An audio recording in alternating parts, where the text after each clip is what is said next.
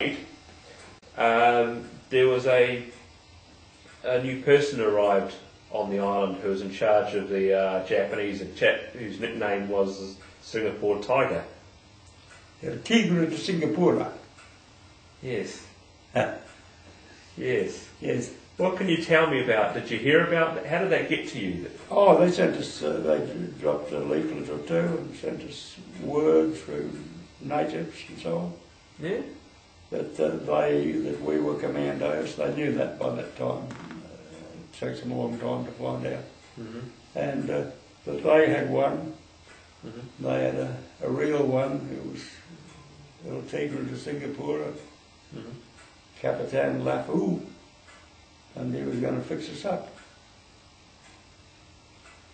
And he started up the hill to Rimshu, that is not the track past the memorial, but the track over the track to Hera and then up the ridge. Oh, okay. And he started up that one. We were using Darrellow, that's the village, not the town. Mm-hmm. They're on opposite sides of the big valley, you see. Mm-hmm. The town is on the other road, or a town, it's destroyed, but it was a town. Anyhow, he started up that road, and on the way I think somebody might have fired on him from the International Brigade, anyhow. They made short work of the International Brigade. They hunted them off, including Julie, and Julie didn't run very easily. But he told me there was no future in staying there. Mm-hmm. And the only casualty on either side was Fernandez, the bloke who couldn't walk, crippled on a horse. Mm-hmm. They towed him to Julie, and then we didn't know about this. This is all hearsay afterwards. And Paddy Keneally and I were on the OPIP at Darrellow, and I don't know what made me swing down the track, because I didn't normally look at it, the track on the ridge. Mm-hmm. And it appeared that the whole Japanese army were coming at us, including a bloke wearing the Order of the Chrysanthemum. So I got out of there in a hurry, leaving my wristwatch, which no doubt some Jap or Timorese souvenir, mm-hmm. round a rail above our heads so that we could post the time on our... Mm-hmm. Never got it back. But Paddy and I got out of there and picked up the rest of the section. And we started, I didn't start looking for an ambush position because I thought the bull would shoot me if I pulled out for no reason. And I was sitting under a tree on the track when the Timorese rushed up and said, Japan, Japan, you know, and I said, oh, we've seen bundles of them this morning, mate. Don't worry about it. Mm-hmm. And he told me that there were two tracks, the one I was on and one up the hill, and that there were 20 Japs running like hell along the one up the hill to get behind me so that they could come both ways at me. And after that, I ran like hell too. When we got past the junction of the track, and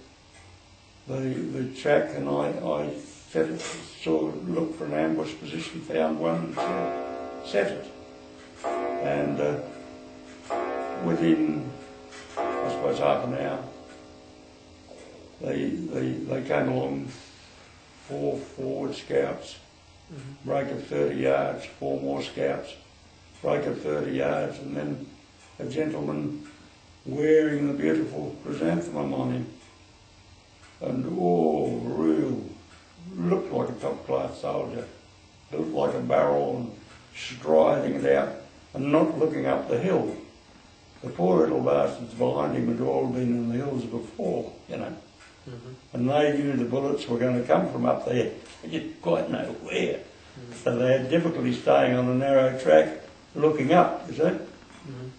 But the tiger never changed his stance. Mm-hmm. Anyhow, I'd placed Normie Thornton over a rock hole, and when we opened fire, we knocked off the scouts quickly, and the tiger got thumped. Who hit the tiger? Oh, everybody shot at him. I mean, okay, you don't know who's got the fatal bullet? No idea. Yeah. Of the 6 there, the one who most unlikely to hit him was Charlie Pickering, because Charlie had a sniper's rifle, and after the first shot, it would take a long time to bring it to bear, because unlike the Japs, normally they ran. Well, they didn't have much option. They were totally exposed. Yeah.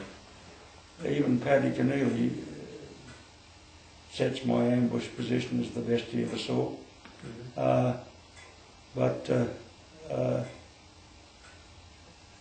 Anyhow, we didn't stay. I got them out of there as soon as we had no targets. They did try to mount a machine gun further up the track and got shot off it. And when we could see no Japs, I pulled them out. And I got on the side of a bit of a ridge going up the hill and stopped for breath, and Normie Thornton was the last out because he was on our flank. And he probably did most with his Tommy gun because he was right over a leafy tree, and they dived into the hull below him, you know. So he probably did most damage. We know that we killed 22 people, not which included the tiger. We knew that he didn't die there. They carried him back into Dili. I don't know if you know about the Japanese methods. If you had a broken leg, you turned your head away and your officer shot you through the back of the head. If you had a broken arm, they splintered it and pointed you towards Dili and said, go. And of course the Timorese spearman would knock you off before he got very far. But at least you had a chance, you see. But broken leg, you had no chance. But the tiger, who was shot up very badly, they actually carried back to Dili. And Moliere, my criado, nearly got himself shot because I sent him to follow. And he heard the tiger cough and die just before they got to the main gate. And he thought that was so funny that he laughed, and they opened fire on the scrub he was in. He was lucky to get out whole. So he actually died just before he...